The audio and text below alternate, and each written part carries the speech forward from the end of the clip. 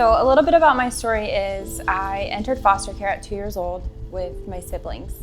We spent the first few years growing up together in different foster homes until eventually we all were separated. Personally, I went through about 32 to 35 foster homes in that time. At 18, I aged out of foster care and I ended up being homeless. And that is the case, unfortunately, for a lot of foster youth who turn 18. There were programs in place, but their programs weren't geared to help me. Their option for me was to go to the local homeless shelter, and I was like, I can't do that, you know. After about 3 years of that and struggling, I decided to join the National Guard, and that's how I got on my feet. Sorry, I got a little emotional. So I walked into the recruiter's office and I was like, hey, I'm 20 years old. I've been homeless for, on and off for the past 3 years. What kind of job can I do? What do I need to do? Let me join. He said, yeah. He said, are you hungry? I said, yes. He bought me some Applebee's and he was like, how'd you like to be a mechanic? I'm like, that sounds great. I'm already dirty and homeless, I guess get dirtier.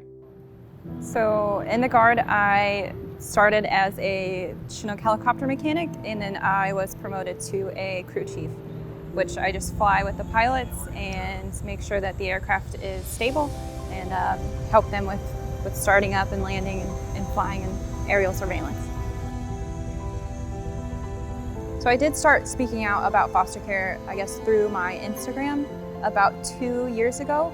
It took me a really long time to recognize and pinpoint exactly what I wanted to say, because I didn't want to give foster care a bad name, but I did want people to be more aware of the flaws that are in the system. And it kind of evolved into foundations reaching out to me, asking me if I would partner with them to do fundraisers. I have a lot of teenagers who are aging out of foster care currently reach out to me, and then I also have foster parents reach out to me and ask me what the best approach is for being a good foster parent. So the difficulties that moving homes brings up in kids is just an inability to trust, because your situation is always changing. It creates just this air of anxiety in kids. So you're constantly moving and you never know when you're gonna move. Usually it's kind of sprung upon you, and then you have to pack up your stuff in trash bags and you get an hour notice. And so you just never really feel safe or secure or stable in any of the situations that you're in. It just kind of brings up that just inability to settle anywhere. I guess what I feel after having been through so much and always really never knowing what to expect of my life. Yes, the Guard has allowed me to, pick where I want to go and pick where I want to establish roots.